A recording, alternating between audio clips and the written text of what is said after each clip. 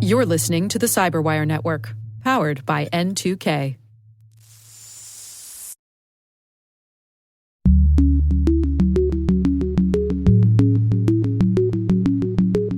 We have seen some early signs that this activity is helping. Hello, everyone, and welcome to Caveat, the Cyberwire's privacy surveillance law and policy podcast. I'm Dave Bittner, and joining me is my co-host Ben Yellen from the University of Maryland Center for Health and Homeland Security. Hello, Ben. Hello, Dave. Today, Ben explores the potential legal and policy issues surrounding the new AI chatbot, ChatGPT.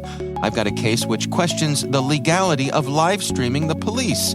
And later in the show, Alex Iftimie from Morrison Foerster discusses how the Department of Justice seized nearly $500,000 in ransomware payments made to a North Korean hacking group that targeted U.S. medical providers. While this show covers legal topics and Ben is a lawyer, the views expressed do not constitute legal advice. For official legal advice on any of the topics we cover, please contact your attorney.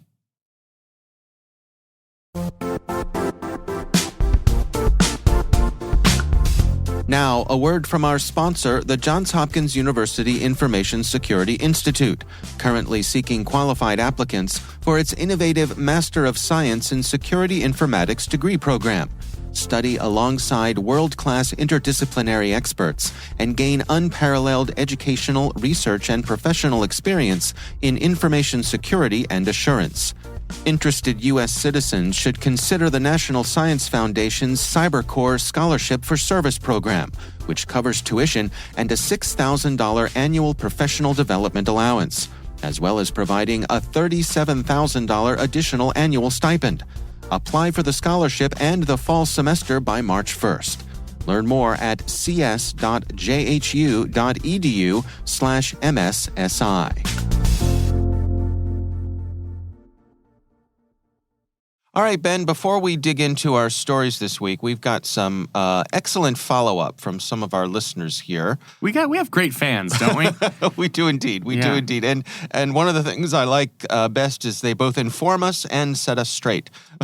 The most important thing. I mean, that's why I married my wife, is she sets me straight when I'm wrong. That's right. And makes me a better person. And feel the same way about our listeners. That's right.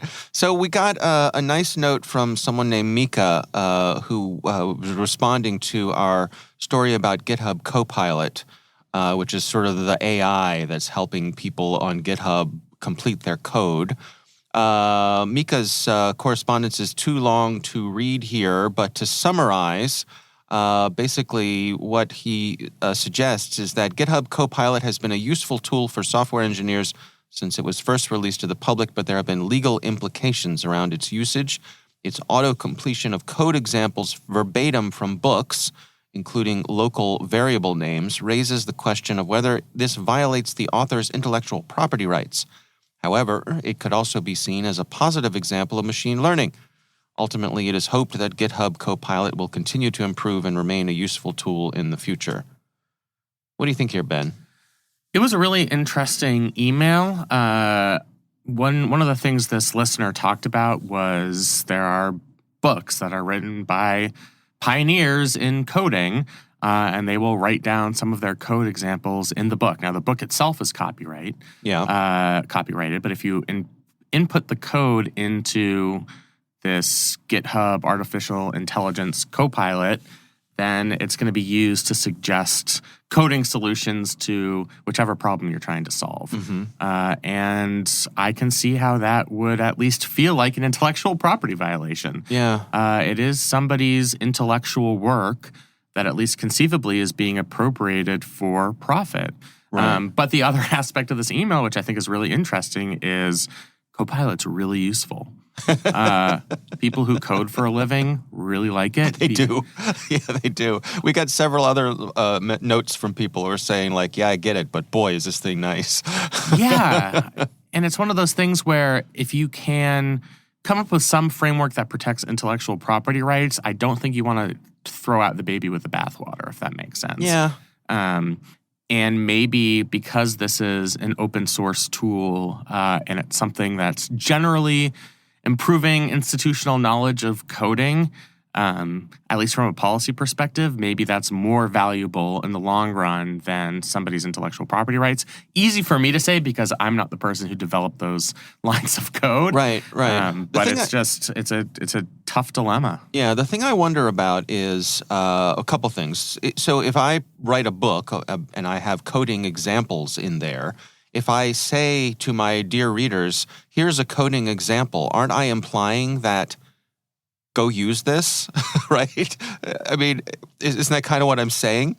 Yes, but in other contexts, if you use that example verbatim and pass that work off as your own, you could get into legal trouble. Sure. That, in an academic setting would be plagiarism if it's uncredited. But if you are trying to make some sort of money off of that code, then potentially you could face legal liability under intellectual property law. And that's kind of what's happening. I mean, people write code for fun. My 9-year-old nephew does, and God bless him. But people also do it for their employment. Right. And somebody's making money through it. Yeah. So I see what you're saying. Maybe there is sort of an implication that if it's in a book, you can take it and use it. Well, in this example, I'm not saying, I'm saying when you frame something in your book as an example to teach people, let's go down the pathway here. What if it was a mathematics book, right? Mm-hmm. And I have examples of how to solve a math problem.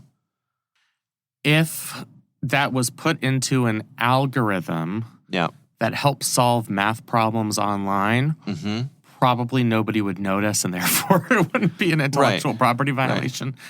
Right. I mean, again, I think to me it's about a specific functionality that you are creating through code. The code does something, and you're the person who's figured out how to do that thing in an economical way, in a way that's valuable enough that somebody was willing to publish it in a book. Right. And in that sense, I could see why it would cause intellectual property problems. There's no clear answer here, because you're right, it is convenient. There are a lot of instances in which things are made available in literature and other people use them online, and it's not a copyright violation. Yeah. But I just think we have to recognize this potential problem while also understanding the level of convenience that coders are getting through this software. Right.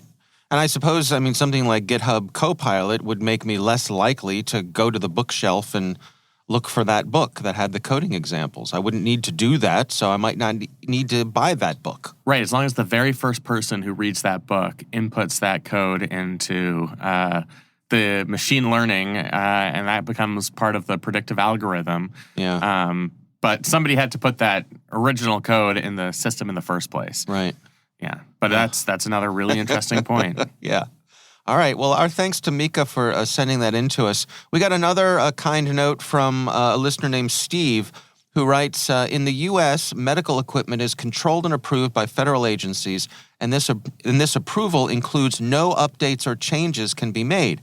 When managing these devices, we are legally prohibited from applying the patches. When the system creator wants to add patches, they need to go through the approval process again for that gear.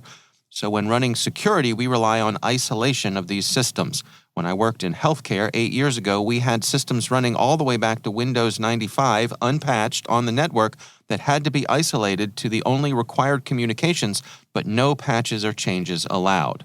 That's a really interesting insight. Yes, it is, and it seems like a big problem to me. I understand it because this is a heavily regulated industry for good reason.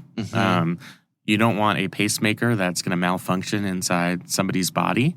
That would have very dire consequences. Right. But as a result of that regulation, they're not able to easily patch the software. And that's also a problem. You have to weigh the risks of under-regulation versus the risks of over-regulation to the point that you're using Windows 95 software. Right. And that's really a problem that Congress should solve. I mean, they're the ones who should consider all these issues. I'm hoping that the Patch Act, which we discussed on our last episode, helps to address this shortcoming. But it's just really interesting to have a reader describe how this works in the real world. Yeah. No, I appreciate it. And Steve, thank you for sending that in to us. Really interesting insights. We would love to hear from you. Our email address is caveat@thecyberwire.com.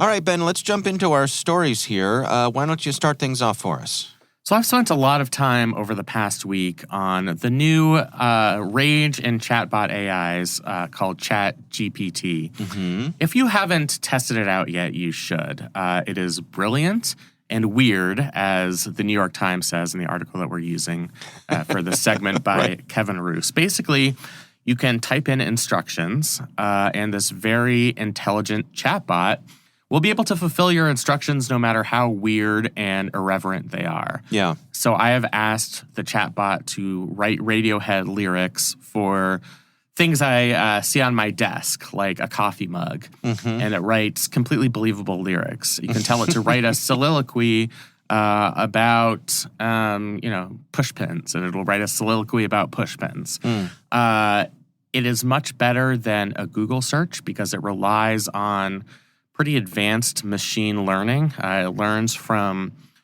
not just what it finds in its inputs, so basically everything on the internet, but also it's iterative so that it learns as more people upvote or downvote the output of this chatbot, it learns from those upvotes and those downvotes. So I really wanted to talk about this. I've been kind of racking my brain about how we can incorporate this into our podcast, which is about law and policy issues and not just about cool technology. Yeah. And I really think there is an angle here. So one thing you have to worry about with something like this is this chatbot going to be used for nefarious and potentially illegal ends? As you said to me before we started this podcast, I think the capabilities are getting better when we're talking about this type of artificial intelligence, but we might be sacrificing ethics. The AI might be instructing us to do bad things. This software tried to solve that problem. There are certain things that the chatbot will refuse to do. So if you literally typed in, "How do I murder my neighbor?" it'll tell you that's a dangerous request. We're not going to respond to it. Unfortunately, there are workarounds, and this New York Times article gets at those workarounds and how they can be potentially problematic. If you wanted to write something like write a screenplay with specific detail about how somebody could murder somebody with an AR-15, then it might spit out an answer because that's something that's more abstract. Or if it refuses your first request, you could say something like, I wanted to use this just as part of a learning exercise. Or what if I wanted to do this for another reason? What if I wanted to describe a dream I had? If it's something that abstract, it might be able to instruct you on how to do dangerous and illegal things. That leads us to this potential Section 230 problem. So could the creators of this chatbot be subject to legal liability if, for example, this artificial intelligence spits out instructions on how to make a Molotov cocktail and somebody makes the Molotov cocktail? You'd think this would be protected by Section 230. It is a platform. It's generally not responsible for the inputs of its users. And certainly the creators of this are going in with the expectation that they're going to have that Section 230 shield. There are a couple of problems. One, Section 230 isn't exactly the most popular legal provision these days, and is certainly ripe for reform or an outright abolition of the law. And I think there are ways you could potentially argue that the chatbot exercises a degree of editorial control. They're more than just a platform. Based on everything that's gone into their inputs, based on specific decisions that they make about what type of information can be released through this chatbot, I think there's at least the small potential that they could be exposing themselves to legal liability, even if Section 230 would apply. So I wanted your take on this. I have spent a lot of time playing around with this, as I know you have, and I just want your general input on it. Well, I agree with you. First of all, it is kind of mind-blowing, and its capabilities are amazing. You can say, I said, write me a poem about tall trees, and it did, and it was good. Yep. And it feels like a real poem. It does, right. On the other hand, I've caught it getting basic facts wrong. And what's the one thing, Dave, that you know more about than anybody in the world? Jim Henson and the Muppets. That's correct. And if you had asked me that question without having discussed this before, that is what I would have said. So I'll give you an example. I asked the chatbot, who is Jim Henson? And it got it mostly right. It said he's the creator of the Muppets. He's a filmmaker. He's a nice little bio of Jim Henson. But it incorrectly stated that he was the creator of Sesame Street, which he is not. He was certainly a contributor to Sesame Street, very important for Sesame Street, but no one would say in an accurate biography of Jim Henson that he was the creator of Sesame Street. So I asked this question a few days ago, and in my conversation with the chatbot, I said, Jim Henson was not the creator of Sesame Street. And the chatbot responded and said, Jim Henson was the creator of the Muppets. Okay, fine. That's true. So a couple days later, I asked it again, who is Jim Henson? I got back a differently worded response with most of the same information, but it still said with confidence that Jim Henson was the creator of Sesame Street. Now, this brings up a criticism. Must be like nails on the chalkboard to you. I mean, it is, yes. But it brings up, I think, which is a fair criticism, which is that this system is so good at seeming to know what it's talking about, right? It was designed to trick you. It's designed to look good, to sound good, to be convincing as an entity with which to interact. But perhaps less important are, as we mentioned, ethics, but also just facts. That is going to get in the way of somebody's high school or college essay. Right. Because that's really the future of this, and it's more of an ethical problem than it is a factual problem.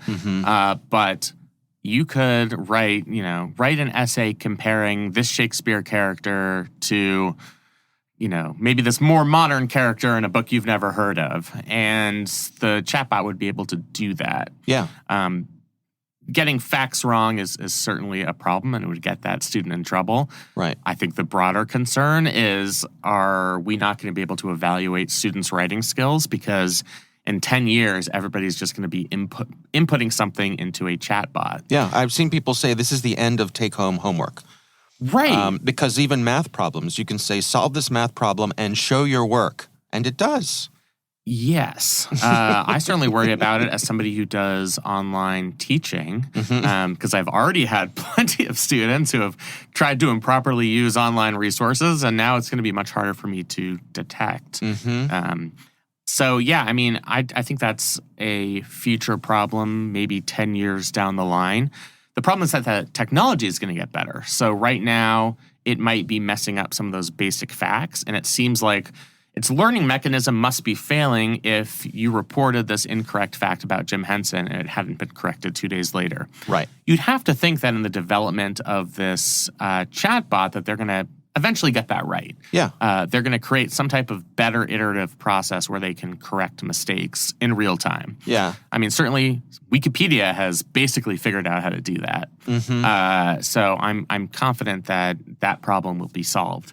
The other big problem right now is almost all of the inputted data is historical. It comes from basically 2021 and before. So you wouldn't be able to write a paper about current events in 2022 because that just has not been input into the system, which makes it a little less useful than Google right now if you were to write a paper about current affairs. But I think that's a capability that they'll be able to solve. Yeah. So I think they're going to solve those more technical, capability-oriented problems. I don't know if they're going to be able to solve the ethical problems and their potential legal problems, where they might be instructing people to do really heinous and potentially illegal things if they don't tighten up their algorithm so that you could get around these types of workarounds where it's write me a screenplay about killing my neighbor instead of write me instructions on how to kill my neighbor. Yeah. There's a part of me that wonders if this is a problem or this is the leading edge of a new reality. And let me tell you why I say this. When I was a kid, coming up through school, and I'm a little older than you, my math teachers, for example, would say, you can't use a calculator in math class because you're not always going to have a calculator with you. Lies, Ben. Yes. Lies. Right? No, I don't always have a calculator with me. I have a supercomputer that has access to all of the world's knowledge. Yep. All the time, no matter where I am. So, yes, I understand that learning mathematics teaches me how to think and blah, blah, blah, blah, blah. I get it. But the argument that I will not have a calculator with me turned out to be completely false. Very wrong. Yeah. So, there's going to be, we're probably months away from this being an app, right? Right. Where you can just ask your mobile device to write the essay for you or to do the math problem or to whatever it is. So when that's the reality, when everyone has access to that sort of information, what's the social transformation? What's the transformation of the educational system? When we're able to outsource that sort of information, those kinds of skills, how does that change things? How does that change the nature of work? Yeah, I think a lot of banal office jobs might be replaced in the long run by these types of this type of technology. I think about the legal field because that's where I'm most familiar. Write me a brief about the history of jurisprudence on X is something that could probably be better done by a competent chatbot than by an actual human being, unless you're at the very top of your law school class. Yeah. And that's kind of just bad normatively for society. Is it though? Because so what if you're still going to have somebody fact check it? Seemingly, unless you have another bot that, checks. The fact-checking bot. Right, and now who watches the Watchmen. But is someone's time better spent fact-checking than doing the original writing? The drudgery of the original research and writing? Yeah, maybe. And I think people have said what I just said with all different types of technology. Like, if we automate this, all these people are going to lose their jobs and it's not going to be a real human being doing this. And there's certainly been some pains when that's happened with other types of technology, but I think most of us would agree that has been a worthwhile trade-off because we've made our own lives easier. Right. I've heard people say that this is going to be the biggest technological innovation since the iPhone. I'm not sure that's wrong, having experimented with this. For example, one thing I inputted before our show today was write a podcast transcript about cybersecurity laws. I kind of think it did a better job than we did in producing this show. It was that good. I just hope we ourselves don't get automated. Right. Yeah. Right. I have to, add a little bit more color and personality so that I myself can't be replaced by a chatbot. But you could say, write this in the style of Ben Yellen, and it'll do it. It will do it if I was well known enough that I'd be included in the inputs in the chatbot system. I've actually done that with more prominent writers, analysts, political writers. You can pick any columnist that you like to read. Let's say it's David Brooks in the New York Times and say, write a David Brooks column about humidifiers. I'm just looking at things I see around the room it would do a great job at writing a David Brooks column about humidifiers. I know I'm kind of extolling the virtues of this while also worrying about the longer term implications. And I actually think both of those instincts are valid. Yeah. How do you know what's real and what's not, or what's artificially generated or not? Because this is creating things on the fly in a unique way each time. what are the tells? How are you going to know? How is it right now? You're a teacher, right? You have plagiarism tools at your disposal to find out if your students are not doing the right thing. What are the tools going to be to prevent this? Is that possible? Or are we going to have to does the future mean we assume that everyone has access to this and we adjust how the world works because of it? I think that's possible. I think that's possible in the long run. Again, they're going to have to perfect some of the imperfections, and you've identified one of them, but they have smart enough people that I think that's eventually going to happen. I did see a really interesting example of this where there was someone who was a coder, a software developer, who had, I believe it was a family member who had trouble with written communications. This was someone who was a small business owner, had like a landscaping business, fine with interpersonal communications. This is not someone with a developmental disability or something like that, just really struggled with written communications. And so what they did was they created an automatic pathway for this person to send an email to a Gmail account. The Gmail account would then feed that contents of that email into this chatbot and ask the chatbot to return a properly worded, polite business email. That's really useful. I mean, that's going to be really helpful. Right. Yeah. Right. And so this person who, again, struggled with just the written word, now in their daily business goings-ons, has beautifully written interactions with his customers. That's really helpful.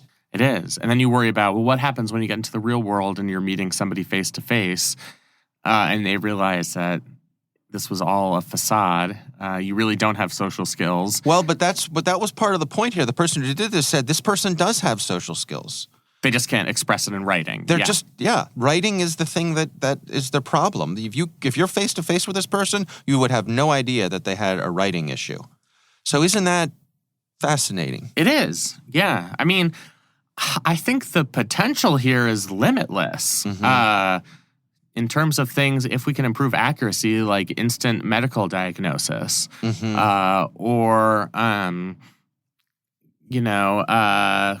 ways of developing a good Thanksgiving recipe without doing the type of specific Google search you'd have to do to be like, give me a Brussels sprouts recipe. You could say like, concoct the perfect Thanksgiving dinner.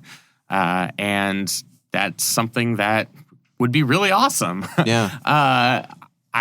With these limitless opportunities comes some level of trepidation and risk. Yeah. I guess that's a big part of it, isn't it? That when we're faced with something that has the vast capabilities that this seemingly has, and I don't know about you, but I'm not 100% sure how much is it just pulling the wool over my eyes. Is it, right? How much does it really know?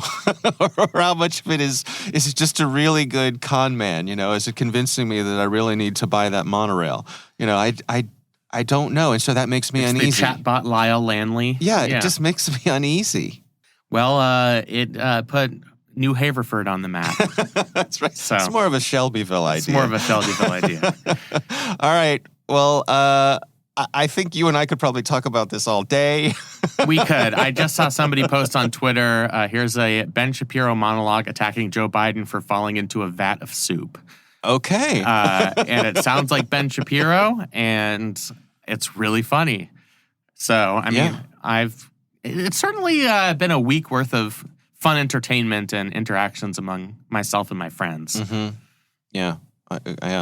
Just be careful what you ask for, right?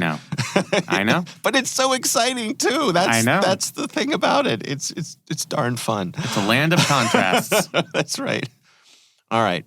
So my story this week comes from the Washington Post. This is an article written by Rachel Weiner, and it's titled "Threatened with Jail for Live Streaming Traffic Stop, He Sued." And this is about a gentleman named Dion Sharp, who was part of a traffic stop. And during the traffic stop, he opened Facebook Live and started streaming the traffic stop. And the police officer was not pleased with this. He said, in the future, if you want to Facebook Live, your phone's going to be taken from you, and if you don't want to give up your phone, you'll go to jail. And Mr. Sharp questioned this, wondering whether it was the law. He did not believe this was the law. And this case is going before the U.S. Court of Appeals for the Fourth Circuit. Now, this is something you and I have talked about before, about your right to record police when they're doing their day-to-day business, things like traffic stops or people's interactions with them. But this case of streaming has not come up yet. And in this article, they're saying this is pretty interesting and this is going to have some consequences here. What do you think about this, Ben? It's a fascinating legal issue, and I think the couple of experts they spoke to for this article were correct in saying this is a type of novel issue relating to new technology where there's not an easy resolution. So there are really two constitutional issues here. There is the Fourth Amendment right against unreasonable searches and seizures. So that relates to whether law enforcement could actually seize your device or search it, which would naturally put an end to the Facebook live stream. And then there's the First Amendment implication. I mean, this is would seemingly be a First Amendment protected activity. You know, this is your right of speech, your right of expression. You're filming this interaction to make a type of political argument that maybe there's something wrong with standard police interactions in certain communities, and that would be a First Amendment protected activity. I think there are a couple of ways that law enforcement might end up winning this case in front of the Fourth Circuit. The first is, from a Fourth Amendment perspective, generally law enforcement has a lot of leeway if there is a valid traffic stop. So if they pull you over for having a busted taillight, they can generally search your car without having separate probable cause that something is amiss. If they notice the smell of marijuana or a broken bottle on the a broken beer bottle on the floor of the passenger side seat, they could be justified in searching and potentially effectuating an arrest. So cops do have a lot of leeway in traffic stops generally, and that might help them in these particular circumstances. The other is if we have a First Amendment problem, or really any constitutional concern, that's not the be-all and end-all. And I'm not going to use the fire in a crowded theater thing, because you know how much I hate that. Right. The better way of explaining it is you can actually abridge people's constitutional rights if there is a, quote, compelling state interest. And if that the means of achieving that interest are narrowly tailored to the ends. And it's possible you could make an argument that when we're talking about the compelling needs of law enforcement to maintain order, to protect against criminal activity, that might be seen as a compelling interest that would allow some inhibition on First Amendment rights. So I don't think, even though personally I think instinctively we want to give people the ability to record these interactions, and it makes sense under the First and Fourth Amendment that they should be able to do that, I think there are ways that law enforcement still might win this case at the Fourth Circuit. Yeah, one of the things they point out in this article is that police are making the case that it could put them in danger from people knowing where they are when the traffic stop, let's say, is happening. I guess I have a hard time with that argument because presumably the police car is going to have its lights on saying, look, it's us, it's the police, here we are. You know? Once it's an undercover operation, I think it should be pretty obvious. Right, but the other thing is, I guess I'm trying to split the hairs here, the difference between the right to record police, which is pretty well established, and the right to stream police, which is what is at issue here. What's the difference? So one of the major differences in this case is the fact that it's a traffic stop. That's one of the distinguishing factors here. Traffic stops, according to decades of court precedent, are just more dangerous than standard on the street stops. The person has a getaway vehicle at their disposal. So they can easily drive away and avoid law enforcement. A car could potentially be used as a weapon. So because of the inherently dangerous nature of traffic stops, I think courts are more willing to tip their hand in favor of law enforcement. In terms of live streaming versus recording, I mean, I think it gives an extra capability to the person being pulled over because it's happening in real time, and the person can represent the interaction as this is what actually happened. Nobody can suspect me of improperly editing this video to make law enforcement look bad because I'm live streaming in real time. Right. And so that might make life easier in terms of a type of argument. I mean, think of the most high-profile cases of police misconduct and how every single second of those videos mattered in terms of the context. And I think live streaming is more likely to give you that capability and prevent the type of selective editing that we've seen in certain cases. So let's say I'm walking down the street minding my own business and I come across a traffic stop and I pull out my phone and I point my phone at and I'm on the other side of the street, right? Right. And I'm 40 feet away. And I aim my phone at the police officer going about their business. What happens next? Does the police officer say, "Hey, pal, are you recording or are you streaming?" Yeah. Put away that phone. I think the way that the law is now, your First Amendment rights are generally well protected. I mean, we have enough case law that it is legal to film the police from a First Amendment perspective. I think what makes this case particularly vexing is it's the person that's getting pulled over. So they are involved in the law enforcement interaction. So I don't think you would have any problem as a bystander. They might ask you to stop. Right. They might do more than ask you. They might say, put away that phone or there'll be consequences. And no matter what your constitutional rights are, you might be inclined to just not do that and get yourself in trouble. Yeah.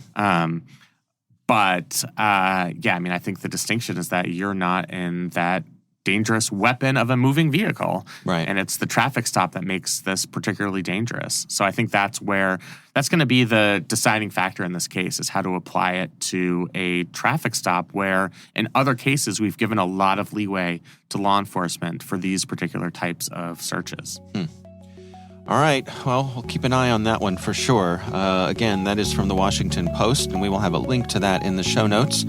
Again, we would love to hear from you. You can email us. It's caveat@thecyberwire.com.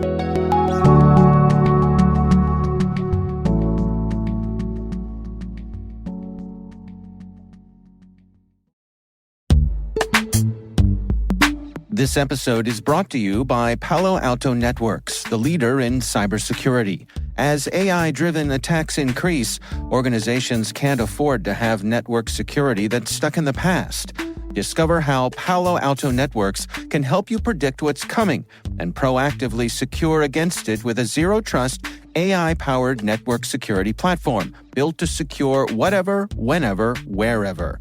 To learn more, visit paloaltonetworks.com/network security platform.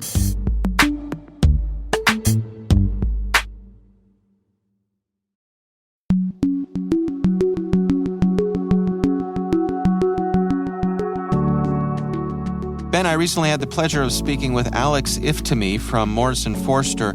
We're discussing the background of the government's response on the Department of Justice seizure of nearly $500,000 in ransomware payments that were made to a North Korean hacking group that was targeting U.S. medical providers. Here's my conversation with Alex Iftimie.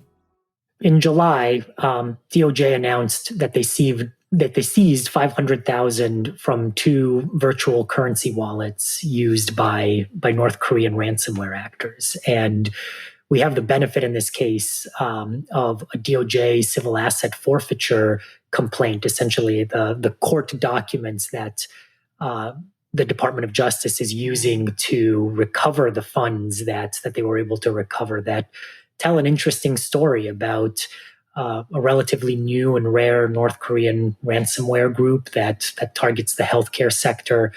It highlights some of the different ways victims respond to these kinds of attacks, and also shed some light on the ways that the FBI is able to track criminals using tools to analyze blockchain transactions. And so there's a lot to digest and dissect in what we've learned over the last couple months.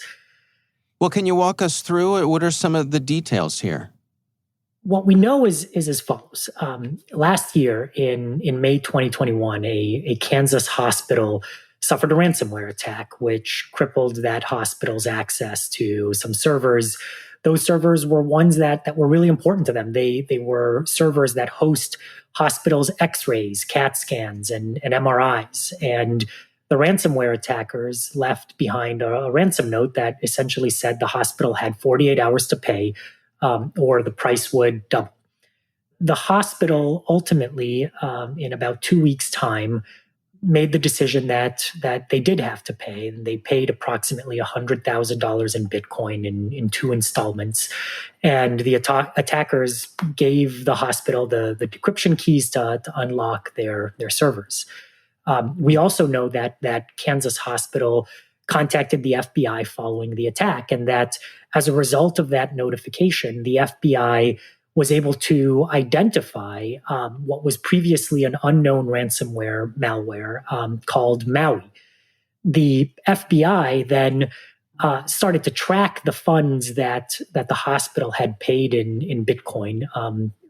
The audience may be familiar with these Bitcoin transactions. Every transaction is registered on the Bitcoin blockchain, and using those investigative tools, the FBI was able to find a virtual currency exchange where the ransomware payment was deposited to, and in August of 2021, obtained records from that currency exchange through legal process.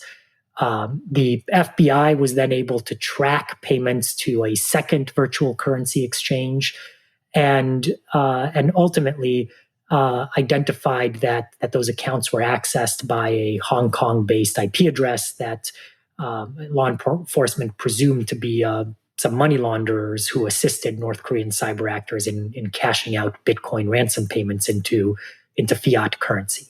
So that's one of the entities that we learned about. The second is a Colorado medical provider that also made a ransom payment to this group, approximately $120,000 in Bitcoin. And a similar story here, the FBI was able to follow the money, essentially, and trace the transactions from this medical provider through to the criminal group.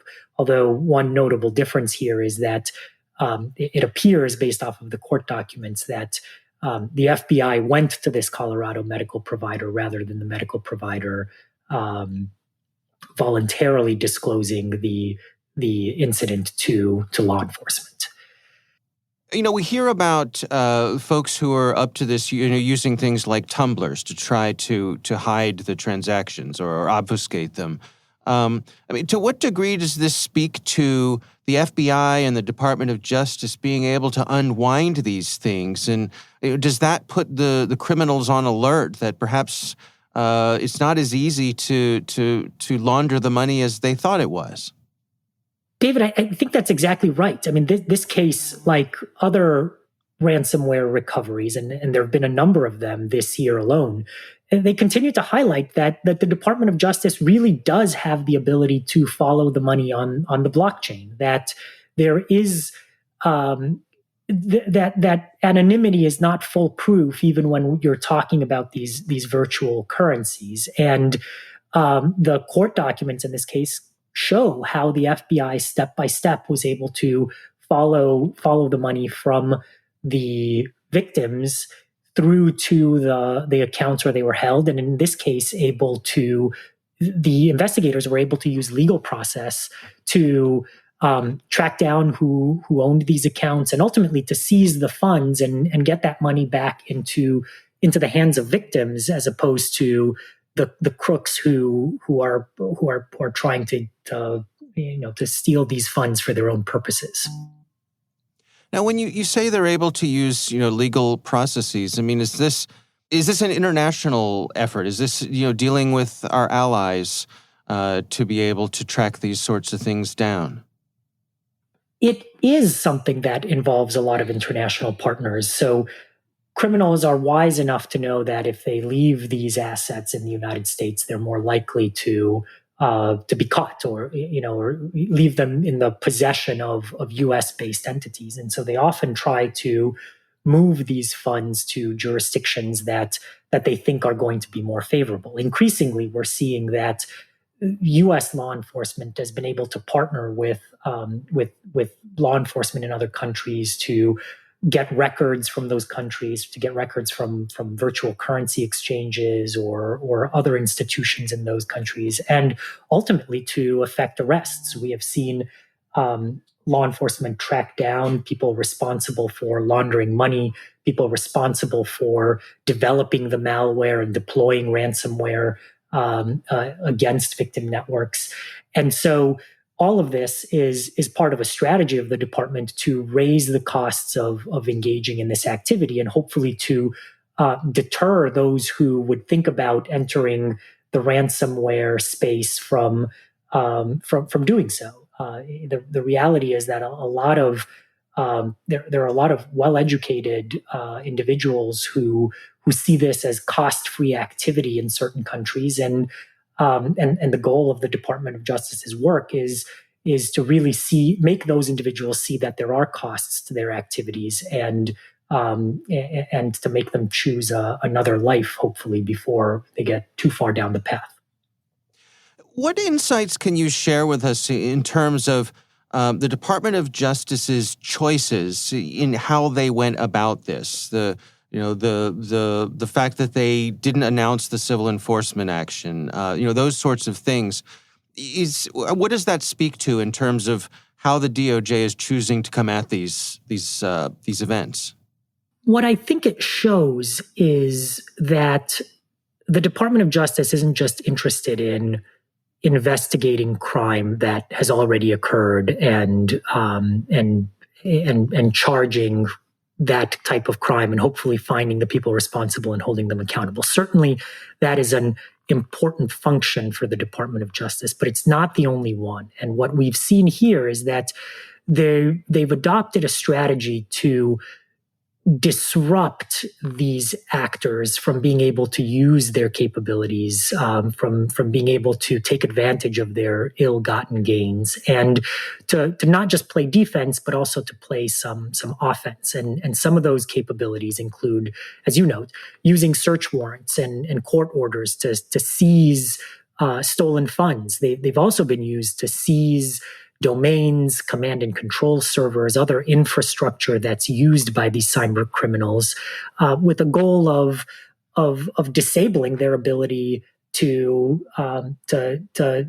conduct these types of attacks against the U.S. private sector and really the global private sector. And we have seen the Department of Justice use these kinds of seizure tools to take down global botnets, which some of them are controlled by state-sponsored groups, others by criminal groups. We've seen them use search warrants coupled with other technical tools to remove malware from victim systems to help victims avoid the type of compromise from these sophisticated actors that the government is concerned about. And we've also seen, like we saw in this particular ransom case, the use of search warrants and civil asset forfeiture authorities to seize the cryptocurrency wallets, the stolen property, and where possible, to return it to victims. Do you suppose that this is making a dent? I mean, this was, we're dealing with North Korea here, who, of course, sort of has a unique position on the global stage. What do you think here? I mean, is this just low-hanging fruit, or does this make a real difference on the global stage? I think time will tell. That is the key question. We have seen some early signs that this activity is helping. We have seen on the margins that fewer victims are paying ransoms, at least as a percentage of the victims that are being attacked. We have seen that the amount that is being paid by victims on average has gone down as well in recent months. The data is still out, though. I think we need to see a longer trend to really get a sense for what impact these government actions are having. And frankly, there may also be some other variables that are at play for why we're seeing a reduction. In this particular case, what about those healthcare organizations that got hit here? I mean, was it ultimately a happy ending for them? Did they get their funds back? Do we know? Well, they are in the process of getting their funds back. The government has filed motions to forfeit those funds and to give them back to the victims. That process usually takes some time. The reality is, even if you get the money that you paid in ransom back, that really is only part of the cost of these incidents. There are impacts in terms of operational disruptions. We don't know what the impact of these systems being down was on patients who needed care from these medical institutions. And so there are costs where it's really hard to ever make victims whole from these ransomware attacks. And so part of what we need to do as a society really is to prevent these attacks from happening in the first place, and making organizations more resilient to these attacks, ensuring that they have the redundancies and the backup systems in place that if you are the victim of one of these attacks, allows you to recover quickly and get back on your feet. Because the reality is the value of the ransom paid is only a small fraction of the ultimate cost of these incidents to the victims who experience them.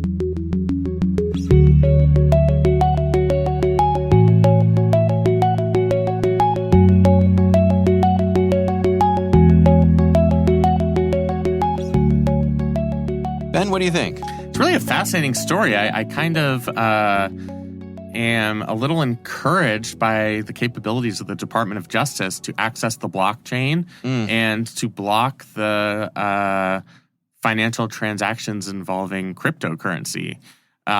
This isn't easy. And when we're talking about a scale of millions of ransomware attacks, and they are increasing exponentially, eventually that's going to exceed the capabilities of the Justice Department, even in high-profile cases involving foreign actors.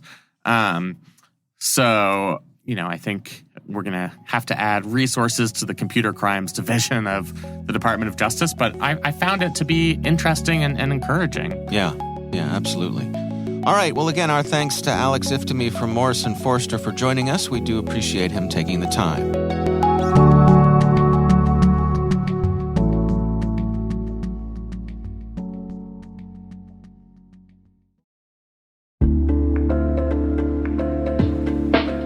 And now, a word from our sponsor, SpyCloud, the cybercrime analytics leader. SpyCloud disrupts cybercrime by telling you what criminals know about your business and your customers, so you can take action to prevent ransomware, session hijacking, account takeover, and online fraud. SpyCloud constantly recaptures and analyzes new data from the criminal underground, including credentials, session cookies, and PII siphoned from malware-infected devices. With knowledge of the specific exposed data criminals have in hand from InfoStealer malware on managed and unmanaged devices, security teams can respond with a more efficient and effective process called post-infection remediation that fits seamlessly into existing incident response frameworks. Get SpyCloud's post-infection remediation guide outlining the 7 steps for preventing a malware infection from becoming a full-blown ransomware incident. Visit spycloud.com/cyberwire. That's spycloud.com/cyberwire.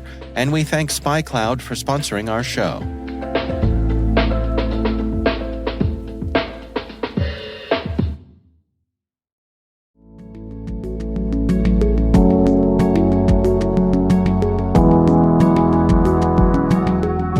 That is our show. We want to thank all of you for listening. The Caveat podcast is proudly produced in Maryland at the startup studios of Data Tribe, where they're co-building the next generation of cybersecurity teams and technologies. Our senior producer is Jennifer Iben. Our executive editor is Peter Kilpie. I'm Dave Bittner. And I'm Ben Yellen. Thanks for listening.